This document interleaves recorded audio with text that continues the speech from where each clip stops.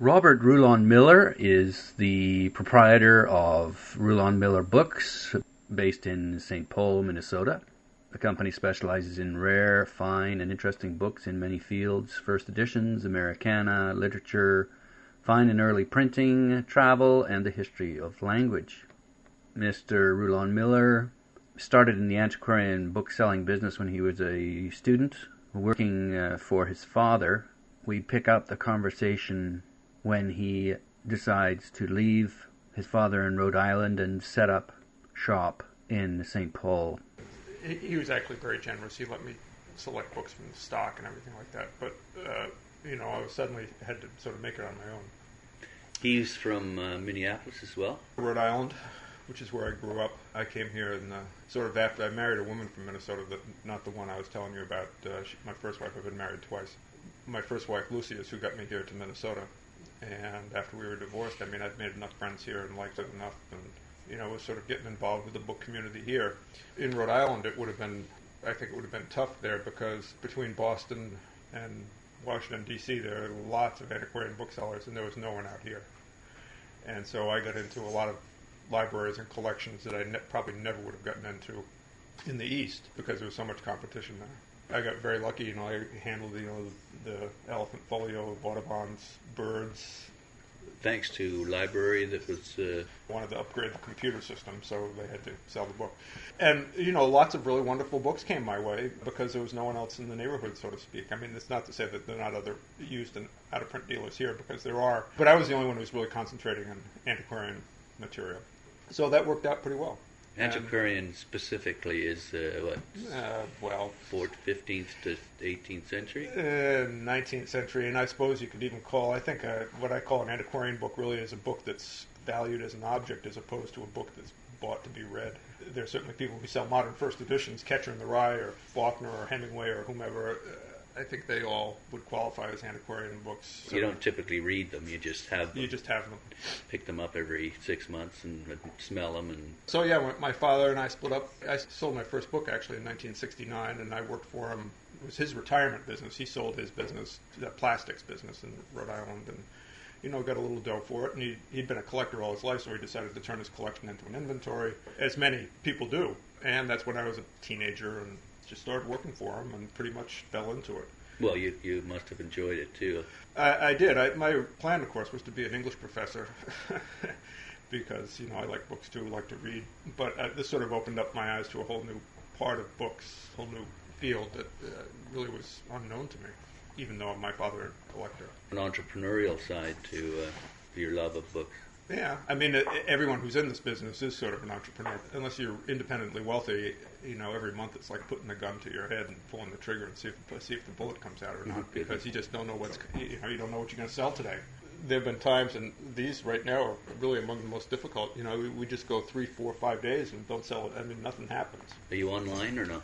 Oh, yeah. You got everything online? Pretty much everything we've got cataloged. I've got about 8,500 books online.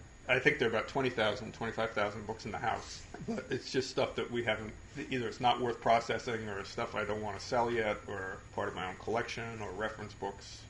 You moved to Minneapolis. Late 70s. Until past years at this point. You had an opportunity to come across lots of books that you might not have otherwise. Exactly. Could you give us some examples? Well, there was a lot of de-accessioning going on in the libraries. A big group of material came to me from the Minnesota Historical Society. They used to have, they've stopped now, but they were having sort of regular auctions, sealed bid auctions, which were only open to local booksellers, and some significant material that the local booksellers didn't understand. So I did very well with those. The James J. Hill Library, which is where the Audubon came from, as well as a lot of other fine books, just had these books that belonged to James J. Hill, who was the railroad tycoon. He founded the Northern Pacific Railroad, and that, as well as many other business dealings. Mining was another one. But he had bought books during his lifetime, I think because people told him he should have a library, not because he had any interest in them. and so it was a strict investment on his part. It wasn't even an Or investment. I prestige. mean, the guy was So rich, he's like Morgan and Vanderbilt. I mean, he was of that ilk. I think he just bought them because someone told him he should have them, or because he saw Morgan had a library that he should have. And he funded this beautiful library downtown St. Paul, which half of it's now the St. Paul Public, and the other half is called the James J. Hill Reference Library. They had this group of 500 books or something that they just didn't, it was just sitting in a locked room. They didn't know what to do with them. $1 million worth of books. Actually, it was a complicated deal. I had not a customer of mine, but an acquaintance here in town who bought them for, I think, I can't even remember what the price was now because this goes back 10 or 12 years, but 1.3 or 1.4 million. And he consigned them all back to me. He picked out the things that he wanted, consigned them all back to me at very favorable rates. And so you got a percentage. So I got a percentage of it, and the books all sold because they were so good. They all sold very quickly and for lots of money. So wonderful. When was that? 93, 94, somewhere along in there. Right. That must have been a rush. Oh, yeah. And, there were some big collectors here. In fact, one of the governors of Minnesota, Elmer Anderson, who had been a big collector long before I was even in town. I don't know, we sort of struck up a friendship, and he ended up giving a lot of his stuff away to the university, but there was a period there when he was mad at the university, and he said, I'm going to sell my books. So we did probably about 7 or 8 catalogs of books of his. And again, this is everything from 15th century to right up to modern. A vast library. He had a house probably about the size of this. And the whole basement was fitted out like a public library. I mean, he had just all these standing shelves and books just everywhere. It was great. He had collected them over the course of his lifetime? Yeah, and when I met him, he was 80, and he lived to be 93 or 94, I guess, something like that. Mm-hmm. So I only knew him at the end of his life, but of course I had the opportunity of dealing with, these books that he bought back in the 50s and 60s, even 40s. He'd been a collector pretty much all his life. So he owned a company called H.B. Fuller. I think of them as being a glue company. They did a lot of industrial adhesives, and it was a Fortune 500 company. And he bought it in his youth. I mean, back when he was 30 or 40, and I don't think he paid anything for it. But he was a very smart businessman. The thing just took off, and he made himself a very, very wealthy man. And as I say, he was also governor of Minnesota state legislature, and just a wonderful, humane person. So these were a couple of big successes that you'd had. Yeah, and there was, the St. Paul Public Library wanted to get rid of books. I handled the sale of them. I've been doing work for the University of Minnesota. Occasionally they'll get some books to de-accession. I still work for the Historical Society. I'm friends with all the librarians. We're all part of a local book collecting club. So, we all see each other pretty regularly. It's been very good. And I do a lot of book fairs, pretty much worldwide. Which are the best ones for you? Well, the best one always is New York. The domestic fairs financially are better. Domestic meaning to the U.S.? Yeah. But, I've done fairs in any number of cities in Europe and Tokyo. And 2 weeks or a week and a half now, I'm going off to Hong Kong to exhibit in Hong Kong. So what tends to sell the best? Is there any particular... if I knew... yeah, you stick with that. Yeah. And I just sort of buy books that I like. And, I like them for various reasons, either because the binding they're in or what the book is or, what the paper is printed on. And I just try and pass along my enthusiasm for books, for a particular book. I mean, that's what my catalog descriptions are all about. I get myself all jacked up over the book and try and write a nice description and, try and make some money on it. Yeah. But, you look at all these books here and everyone says, oh, what wonderful books. And my common response is that these are all my mistakes. Because they're still here. Because I can't sell them. And, a lot of times, when you get big libraries, and this has happened, dozens of times, you'll get a truckload of books, and, you're not buying a single book, but you're going to be able to make money on it. So you just take these books and... You pretty well have to take the whole library, or are you able to pick and choose? It depends, obviously. If there's only 10% that's good, well, maybe you want to try and pick and choose on that one. But, if it's 80% good, you take the other 20. Perhaps you could share some of your enthusiasms with us, then. Are there What have you gotten the most excited about? I don't have an answer for that. I can get very excited about a $25 book. Like which one, for example? Well, I can't think of one offhand because it's only $25. Okay. But I mean, just whether I'm out at another bookshop looking for books or a book fair or something like that. And the fact that you find something just the fact that I find something that's undervalued, maybe, and well, I mean, we all have our tales of paying $5,000 for a book and turning around and selling it for $50. Well, we don't all have that. But well, all the rare booksellers. I think most of the big booksellers, everyone's got a story of a big hit like that. Yeah. Well, can you convey one to us? Well, yeah. I mean, that example of 5,000, 50,000. I suppose is that a big enough? That's good. Times 10. And this was a bookseller who, supposedly knew what he was doing. Had the book priced at $5,000. Actually, I think he had it priced at $7,500, and I think I got him down to $5,000 or something like that. And even in this time of the internet, where all the pricing this was prior to the internet. Oh, okay. So this is more difficult to do now because yes. everyone's prices public up there for the world to see. I just when I saw the book, I just liked the book. I mean, I didn't realize it was as good as I just felt that I could get more than $5,000 for it. And I came back and looked it up in auction records, and what was it? It was a medical book on circulation, and it wasn't Harvey. It was the guy who preceded William Harvey. Harvey did the circulation of the blood, predecessor of Harvey's. So you've sort of specialized in reference books, and this is what you tend to fall into? Well, we started talking earlier about when I was first in the business and on my own. I had to go out and try and find something that not only interested me, but I thought that I could actually sell. And I started running across it. Happened at a very specific date. It was at the Boston Book Fair, and this was right after my father and I split up. So we're probably talking about 79, late 70s, 80, something like that. I was just out sort of buying books, and I got back to my booth and found all the books that I bought. About half of them or 40% of them were dictionaries and grammars. And I've always been interested in words and language and writing. At the time, there was no one who was specializing in it. And so I said, hey, well, this is kind of interesting. So for about 2 years, I did nothing but buy them, didn't sell them, and assembled enough. When I got to 300 or something like that, I put out this big catalog of dictionaries and grammars. It was a big success. I said, okay, I'm going to keep doing this. When you have a catalog, at that point, did you have a mailing list that you? Oh yeah, because because when I was working with my father, I mean, as I mentioned, my father was really very generous when we split up. Take the mailing list. He was still selling books at the time too. He sort of retired down in the tropics, and just to keep himself busy in life, he had to have books to play with. I mean, he didn't do it very seriously. I mean, he never did book fairs. He never went scouting. Which is such a thrill, isn't it? I mean, both those aspects of the game. Yeah, and scouting. I mean, a lot of people now say scouting is dead, but that's not true. I mean, there's plenty of books out there. There's still. I mean, stores have closed for sure. There's still shops out there, and even the people like myself I've never had an open shop. We've always had private premises. By appointment only. Yeah, but there are a lot of people like me out there, and you just give them a call. I mean, you can't just sort of drop in. You usually got to announce yourself, but. And deals can be found at these places? Yep.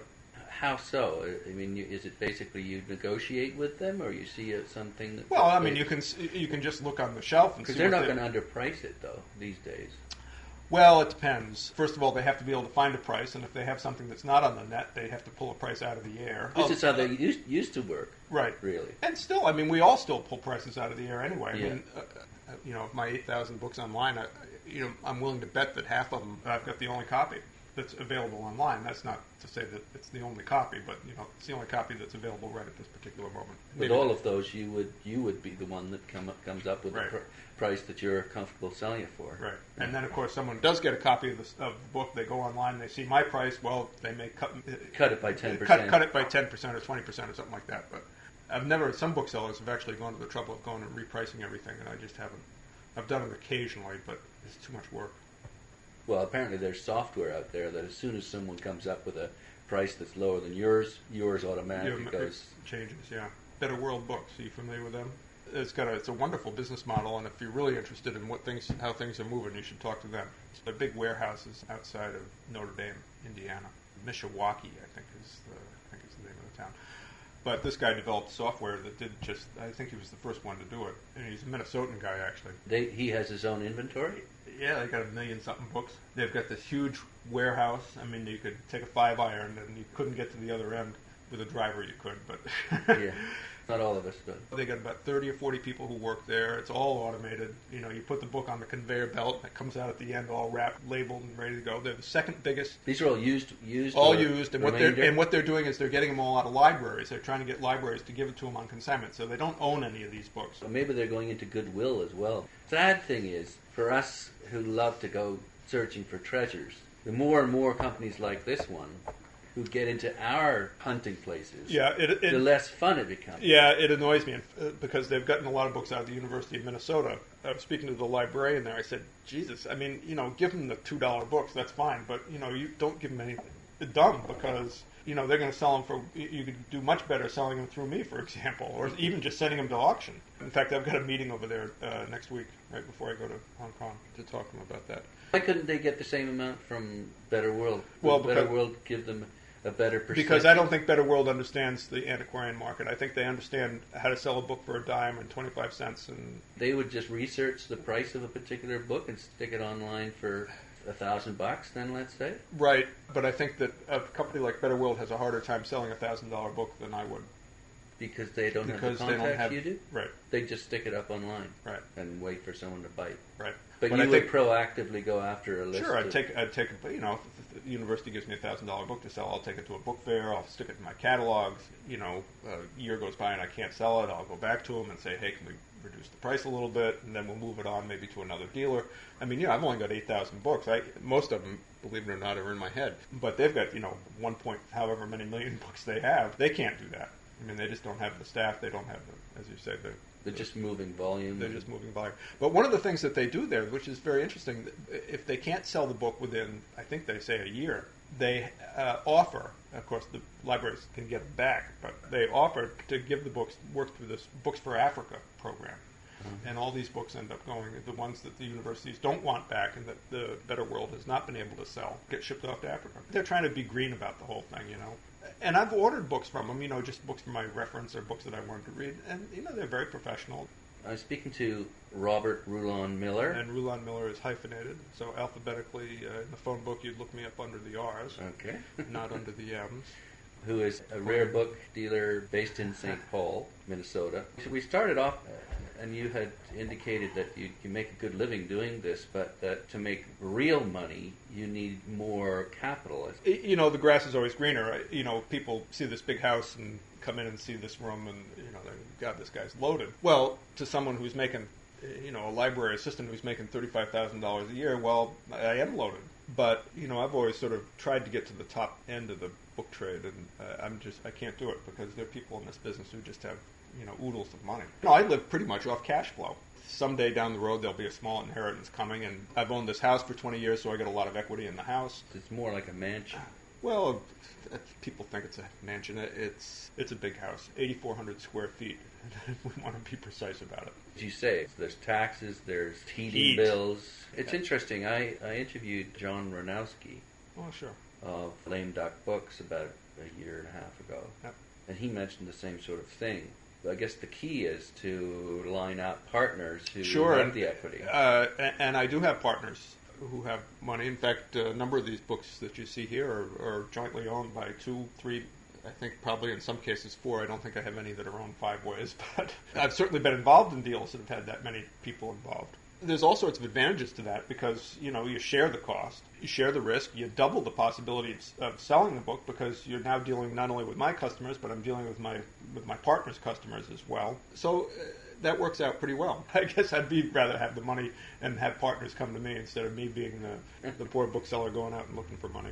How does it happen then? Let's say you come across something that's a really good deal, but you just don't have the money to grab it. That's when I call partners. But you need to move quickly. Yep. My biggest partner, the guy I'm in business with most, is this guy Jeff Marks from Rochester, New York. If I got to spend $10,000, I'll write a check for $10,000. I'll get on the phone and say, Jeff, quick, I need $10,000, and the money will be wired. Is he in the book business, or is he in something else? Oh no, he's in the book business. He's sort of under the radar, but very major player, particularly in modern literature.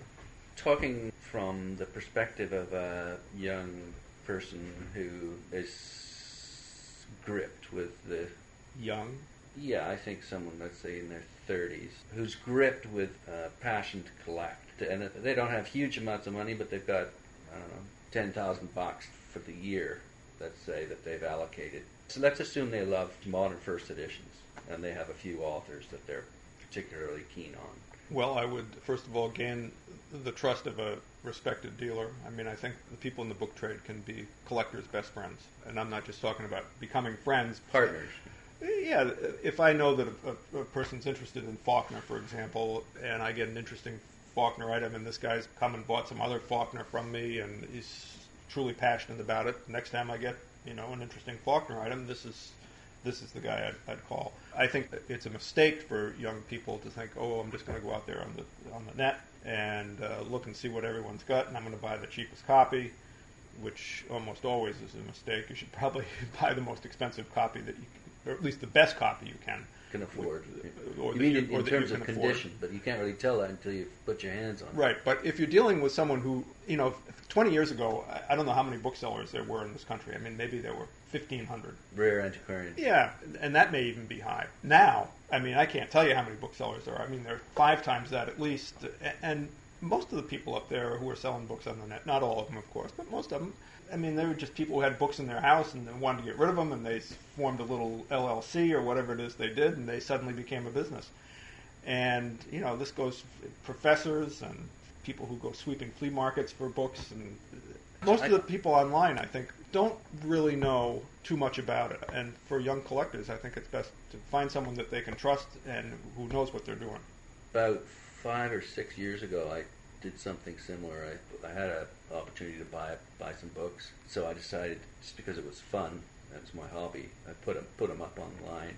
And for a while, I was making $500 or $600 a month, and I thought, wow, and I loved it. But after about 2 or 3 years, I noticed that the prices of these books were going down. Came to a point where I wasn't making anywhere near as much as I was to start with. So I eventually just folded it. Yeah. Well, I think for the modern books, and by modern I mean 20th century and beyond, it's a race to the bottom for the most part, except for the highlights, those iconic books, like Catcher in the Rye or something. I've been very fortunate in that most of my books are 19th century and earlier. And when I said earlier, that out of my 8,000 books, I bet there are 4,000 of them that I may have the only copy, or that may be an exaggeration. Maybe it's only 2,500 or 3,000, but. You go look any one of these online, and you're not going to find 75 copies for sale, as you will with many 20th century books. Because these mostly are books that don't turn up at flea markets, and they don't turn up, they'll turn up at antiquarian book fairs, but they're not going to show up at flea markets, and they're not going to show up generally in people's private libraries. Most people don't have books anymore. It's shocking.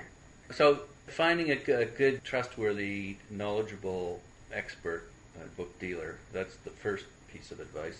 Any other words of wisdom for these? Get out and see as many books as they can. I don't think a novice has a real good sense for the difference between, say, a very good copy and a fine copy, unless they've seen lots of them. So the more books you see, the more books you handle, the better off a young collector would be. And I think getting to the best place to do that is at book fairs, the big antiquarian fairs. Not a weekend goes by, I don't think, in this country where there's not a fair. Getting to them is often a problem, but if you're patient, one's going to come to your city or come to the city next door. You'll meet some interesting people there.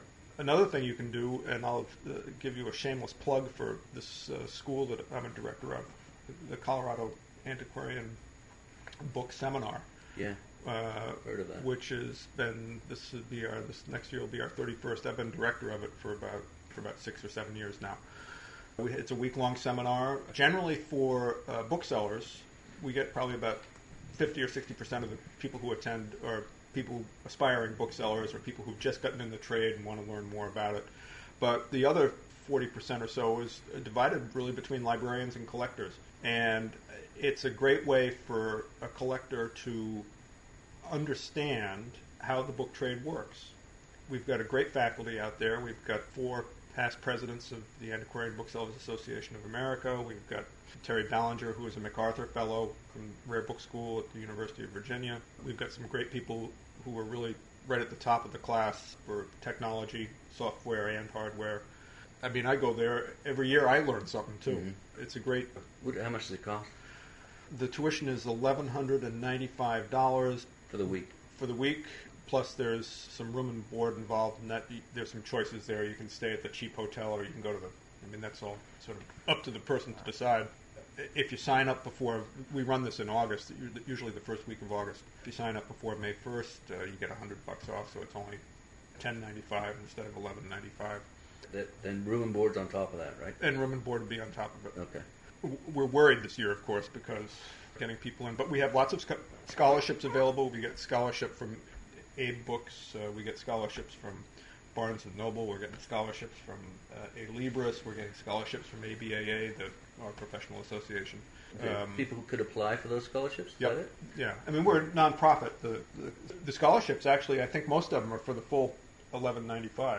There's some that do half scholarships. There are a couple of other local bookseller organizations, like Rocky Mountain Bookseller Association, offers 2 half scholarships. And typically, how many students per year? 50 to 60, something like that. It's really, I think it's a wonderful thing, and I'm worn out, actually, because it's a lot of work to sort of be in charge, and I'm trying to pass the reins off to someone, but so far I can't find anyone who wants to do it. Some years ago, quite a few years ago, he was out of Seattle, and I took it in travels.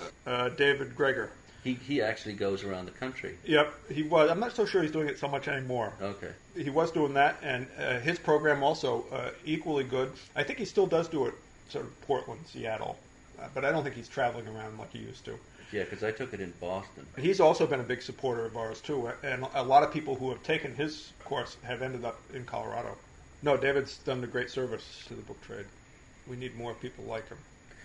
Where is it going then, based on your own experience? And the book trade? Yeah. It's not going anywhere. It's the second oldest profession, There's always going to be a book trade. The dynamics certainly have changed considerably over the last 10 or 15 years, and may still change. I'm not so technologically astute to be able to tell you how or what might happen, but... Is there a younger generation that's coming in to fill the shoes of those who are... Well, everyone always... That's the big complaint, of course, that there are no young collectors, but I'm not the first to point out that there never really were a lot of young collectors, because it takes money. As I say, unless you're independently wealthy, a 27-year-old, who's trying to become bank manager and then bank vice president, at 27, he doesn't have the money to spend. There are lots of less expensive things one can buy, too. An interesting example of just a collection that was put together for nothing, which actually turned out to be a fascinating collection, and this is someone I don't know. This was a story that was told in Colorado. I don't know if you're familiar with these little... Generally, these books were published sort of from the 1880s, maybe up into the 1920s or 30s, and there were these little books that were in these cushy bindings. They were sort of almost like a pillow. They were generally in suede bindings, but there was... I don't know how they actually made them.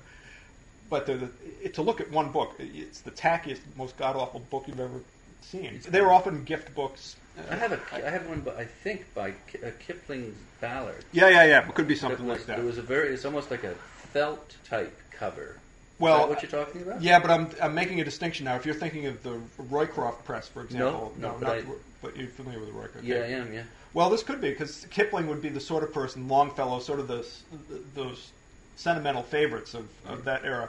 Anyway, when you find these books, you can buy them for 10 cents, just because no one wants them. Well, there was this one guy who went and bought as many of them as he could. He got hundreds of them.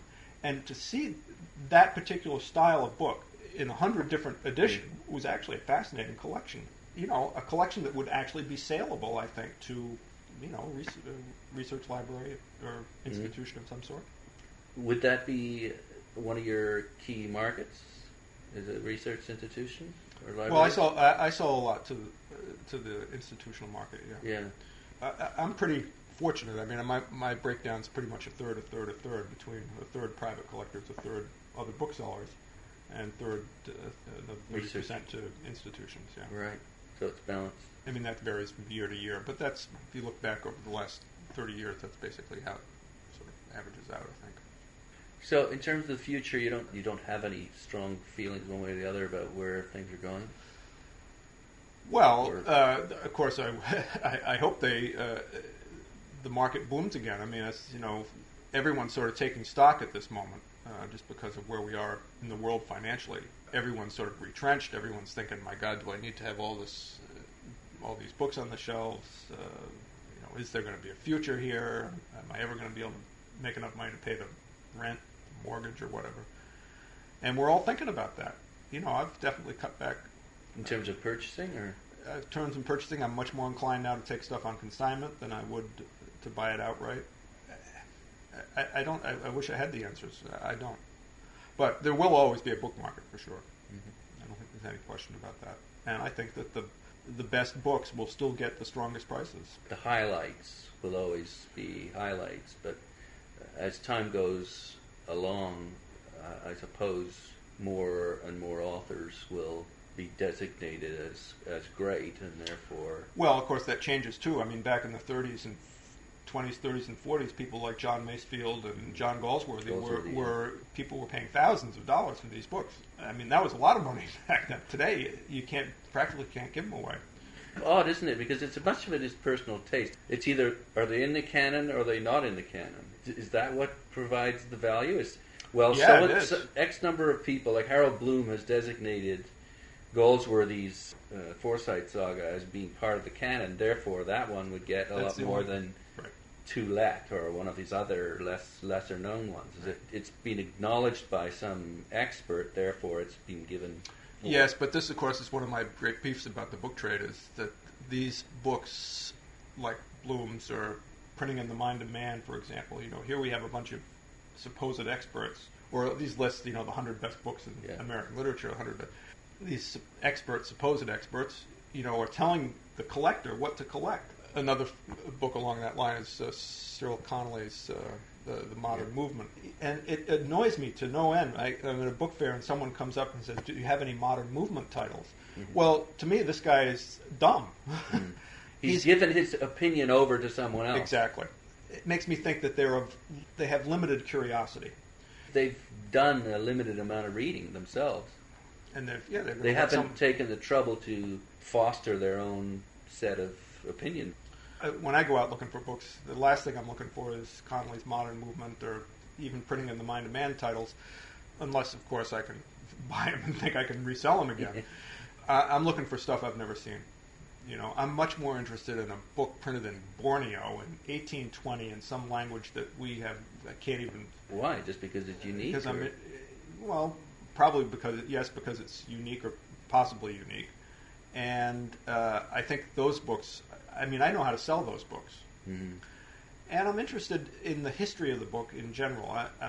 Part of my interest in language, really, is, a lot of these early dictionaries and grammars, primers and so forth that were printed were done by missionaries in the middle of nowhere for the sole purpose of converting, the heathens.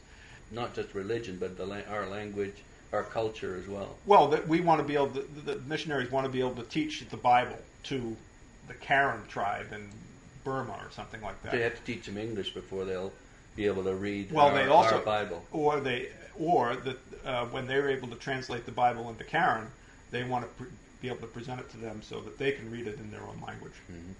So a lot of those grammars and dictionaries were as much for the missionaries' use as much as it was for the tribal use. I've been meaning to ask this from the beginning.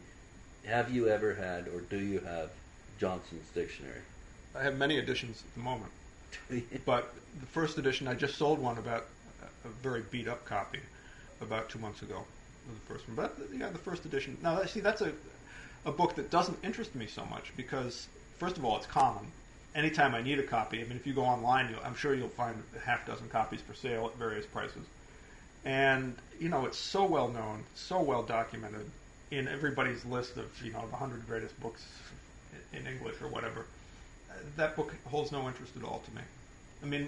When I had to you personally. To me personally. When I had it the first time, I got very, and I was able to learn about it, but I know just about everything there is to know about Johnson's dictionary. New book recently about the writing of it. Yeah, the great one by Alan Reddick, The Making of Johnson's Dictionary. We also bought the library of a guy named Gwyn Kolb, professor down at the University of Chicago, who in 1955 wrote a book called Johnson's Dictionary, the 200th anniversary, 1755 to 1955. He was a great Johnsonian scholar, and that was another great library that we got down there.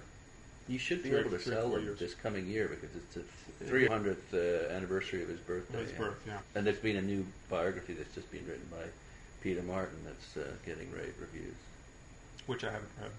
So that one doesn't excite you so much, but you No, I'm much more interested in finding some little glossary. A glossary of what? In the English language? Like A glossary of mining terms printed in South Africa. All right, well, mines are in South Africa. Just interested to see what the South African English terms would be for mining. I don't know. It's just somehow that seems more interesting to me than Johnson's dictionary or Webster's dictionary. and there's going to be a market for that. Oh, absolutely. No, Why is there we're gonna be a not, this is market not for that? This is not a $multi-thousand, because there are many people interested in English. Just the actual how the English language has evolved, Yep. and all the influences that, and it being the kind of language that absorbs everything. Yep. Well, thanks very much for taking the time to talk to us about your life as an antiquarian bookseller and to provide us with collecting advice. I've been speaking with Robert Rulon-Miller, who is the proprietor of Rulon-Miller Books, based in St. Paul, Minneapolis.